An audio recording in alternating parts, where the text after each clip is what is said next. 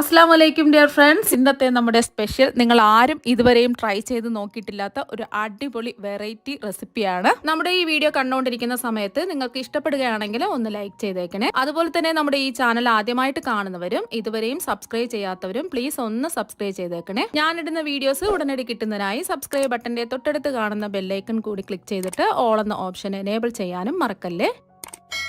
ആദ്യം തന്നെ ഇതിനായിട്ട് ഒരു കടായിലേക്ക് 1 ടേബിൾ സ്പൂൺ വെളിച്ചെണ്ണ ഒഴിച്ചു കൊടുക്കാം. അപ്പോൾ എണ്ണ ഒന്ന് ചൂടായിട്ടുണ്ട്. ഇതിലേക്ക് 2 ടേബിൾ സ്പൂൺ പച്ച നിലക്കടലയാണ് ഇട്ട് കൊടുക്കുന്നത്. റോസ്റ്റ് ചെയ്ത നിലക്കടലയാണെന്നുണ്ടെങ്കിലും കുഴപ്പമില്ല. റോസ്റ്റ് ചെയ്തതോ റോസ്റ്റ് ചെയ്യാത്ത പച്ച നിലക്കടലയോ ഏത് വേണമെങ്കിലും എടുക്കാം.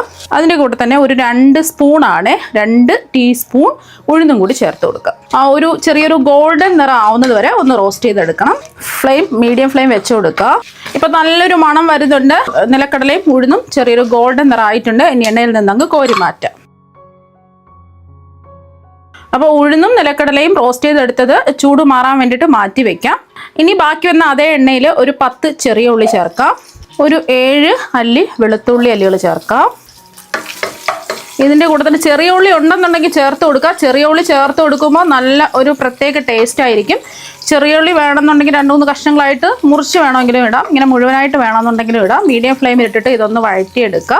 1-2 മിനിറ്റ് ആവുന്ന സമയത്ത് ഇതിലേക്ക് ചെറിയ ഉള്ളി ഇല്ലാന്നുണ്ടെങ്കിൽ സവാള മാത്രം ചേർത്ത് കൊടുത്താൽ മതി. ഞാനിപ്പോൾ ഒരു മീഡിയം സൈസ് സവാള ഇതിലേക്ക് ചേർക്കുന്നുണ്ട്. എന്നിട്ട് ഇതൊന്ന് വഴറ്റിയെടുക്കാം. സവാളയുടെ നിറമൊക്കെ ഒന്ന് മാറി വരണം. അപ്പോൾ ആ സവാളയും ഉള്ളിയും ഒന്ന് വയന്ന് വന്നിട്ടുണ്ട്. ഗോൾഡൻ നിറം ഒന്നും ആവേണ്ട ആവശ്യമില്ല. ഇതുപോലെ ഒന്ന് വയന്ന് വരുന്ന സമയത്ത് 2 പച്ചമുളക് ചേർക്കാം. ഇത് അധികം എരിവില്ലാത്ത പച്ചമുളകാണ് ഞാൻ എടുത്തിട്ടുള്ളത്. നല്ല എരിവുള്ള പച്ചമുളക് ആണെന്നുണ്ടെങ്കിൽ ഒരെണ്ണം ചേർക്കാം. പിന്നെ ഇതിലേക്ക് നമുക്ക് ഒരു തണ്ട് കറിവേപ്പിലയും കൂടെ ചേർത്ത് കൊടുക്കാം. നമ്മളിതിൽ ഇഞ്ചി ചേർക്കുന്നില്ല. പെട്ടെന്ന് റെഡിയാക്കി എടുക്കാൻ പറ്റും. എല്ലാത്തിൻ്റെ കൂടെ നമുക്ക് സൈഡായിട്ട് കഴിക്കാവുന്നതാണ്. ഇതിൽ തേങ്ങയുടെ ആവശ്യമില്ല. നമ്മൾ ചേർത്ത് കൊടുത്ത മുളകൊന്ന് വാടി വരണം. പച്ചമുളക് ചെറുതായിട്ടൊന്ന് വാടി വരുന്ന സമയത്ത് ഇതിലേക്ക് വറ്റൽ മുളക് ചേർത്ത് കൊടുക്കാം. 2 സാധാരണ എരിവുള്ള വറ്റൽ മുളകും ഒരു 4 കാശ്മീരി വറ്റൽ മുളകുമാണ് എടുത്തിട്ടുള്ളത്. കാശ്മീരി വറ്റൽ മുളകിന് അധികം എരിവില്ല, അതുകൊണ്ടാണ് 4 എടുത്തിട്ടുള്ളത്. പിന്നെ നിങ്ങളുടെ കയ്യിൽ സാധാരണ വറ്റൽ മുളക് ആണെന്നുണ്ടെങ്കിൽ ഒരു 3 ഒക്കെ ചേർത്ത് കൊടുത്താൽ മതിയോ. നമ്മളിതിൽ പച്ചമുളക് ചേർത്തിട്ടുണ്ട്. അവരവരുടെ എരിവിനനുസരിച്ച് വറ്റൽ മുളക് ചേർത്ത് കൊടുക്കാം. പിന്നെ രണ്ടും ഇല്ല, നിങ്ങളുടെ കയ്യിൽ വറ്റൽ മുളക് കാശ്മീരി വറ്റൽ മുളകും ഇല്ല, സാധാരണ വറ്റൽ മുളകും ഇല്ല എന്നുണ്ടെങ്കിൽ ലാസ്റ്റിൽ കുറച്ച് ആവശ്യത്തിനുള്ള മുളക് പൊടി ചേർത്ത് കൊടുത്താൽ മതി. പെട്ടെന്ന് തന്നെ ചെയ്തെടുക്കാൻ പറ്റും.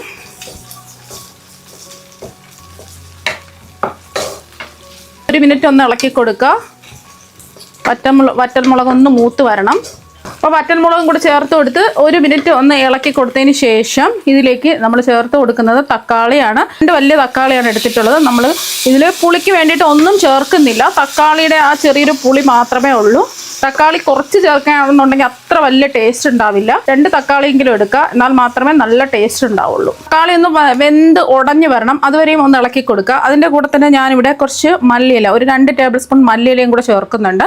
പിന്നെ ഇതിൽ ഇഞ്ചി ഒന്നും ചേർക്കുന്നില്ല. മല്ലിയില ഉണ്ടെന്നുണ്ടെങ്കിൽ ചേർത്ത് കൊടുക്കുക. നമ്മളിതിൽ കറിവേപ്പില ചേർത്തിട്ടുണ്ടല്ലോ. മല്ലിയിലയും കൂടെ ചേർക്കുമ്പോൾ ഒരു പ്രത്യേക ടേസ്റ്റ് ആയിരിക്കും. തക്കാളി ഒന്ന് വയന്ന് വരട്ടെ. തക്കാളിയൊക്കെ നന്നായിട്ട് വാടി വന്നിട്ടുണ്ട്. ഇനി ഇതിലേക്ക് നമുക്ക് ആവശ്യത്തിനുള്ള ഉപ്പ് ചേർത്ത് കൊടുക്കാം. ഒരു 1/2 ടീസ്പൂൺ ഉപ്പാണ് ചേർത്ത് കൊടുക്കുന്നത്. ഉപ്പ് കുറവാണെന്നുണ്ടെങ്കിൽ ലാസ്റ്റിൽ ചേർത്ത് കൊടുത്താൽ മതി. ഇനി ഇതിലേക്ക് നമ്മൾ മെയിനായിട്ട് ചേർത്ത് കൊടുക്കുന്നത് പുഴുങ്ങിയെടുത്ത കോഴിമുട്ടയാണ്. കോഴിമുട്ട ഒന്ന് കട്ട് ചെയ്തിട്ട് ഇതിലേക്ക് അങ്ങ് ചേർത്ത് കൊടുക്കാം.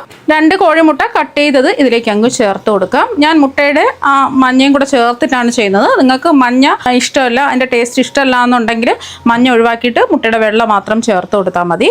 പിന്നെ ഇതിലേക്ക് ഒരു നുള്ള് മഞ്ഞൾപ്പൊടി ചേർത്ത് കൊടുക്കാം. കൂടി പോകരുത്, ഒരു നുള്ള് ചേർത്ത് കൊടുത്താൽ മതി. എന്നിട്ട് ഒന്നുകൂടി ഒന്ന് റോസ്റ്റ് ചെയ്യാം. ഒരു 30 സെക്കൻഡ് ഒന്ന് ഇളക്കി കൊടുക്കാം.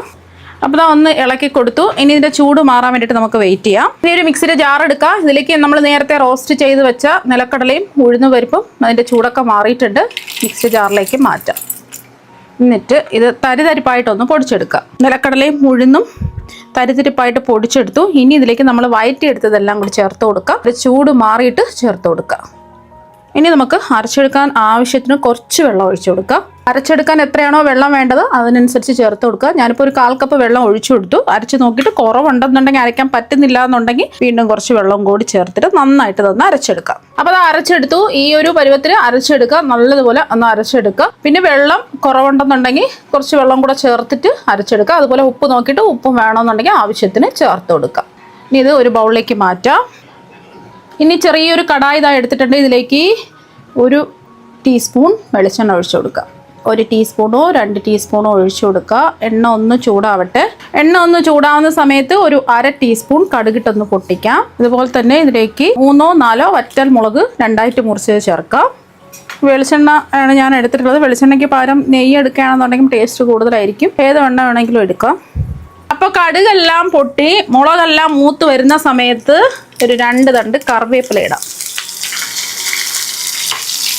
ഈ ഫ്ലെയിം ഓഫാക്കാം. കടുക് താളിച്ചത് ഈ മുട്ട ചട്നിയിലേക്ക് അങ്ങ് ഒഴിച്ചു കൊടുക്കാം.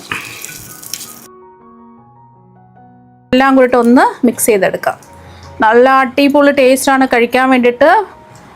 ഇഡ്ഡലി, ദോശ, ചപ്പാത്തി, പൂരി എല്ലാത്തിൻ്റെ കൂടെയും നമുക്ക് സൈഡായിട്ട് കഴിക്കാവുന്നതാണ്. തേങ്ങയൊന്നും ചേർക്കാതെ 2 കോഴിമുട്ട പുഴുങ്ങിയത് വെച്ചിട്ട് ചെയ്തിട്ടുള്ള ചട്നിയാണ് ഇത് ഇവിടെ റെഡി ആയിട്ടുള്ളത്. നല്ല അടിപൊളി ടേസ്റ്റാണ്. മുട്ടയുടെ ചെവയോ കാര്യങ്ങളോ ഒന്നും തന്നെ ഉണ്ടാവില്ല. ചോറിൻ്റെ കൂടെ കഴിക്കാം. അതുമാത്രമല്ല ചപ്പാത്തി, പൂരി, ഇഡ്ഡലി, ദോശ അങ്ങനെ എന്തിൻ്റെ കൂടെയും നമുക്ക് സൈഡായിട്ട് കഴിക്കാവുന്നതാണ്. കുട്ടികൾക്കും മുതിർന്നവർക്കും എല്ലാവർക്കും ഈ ചട്നി ഇഷ്ടമാവും. അപ്പോൾ നല്ല അടിപൊളി ടേസ്റ്റാണ് കഴിക്കാൻ വേണ്ടിയിട്ട്. നമുക്ക് തേങ്ങയുടെ ആവശ്യമില്ല.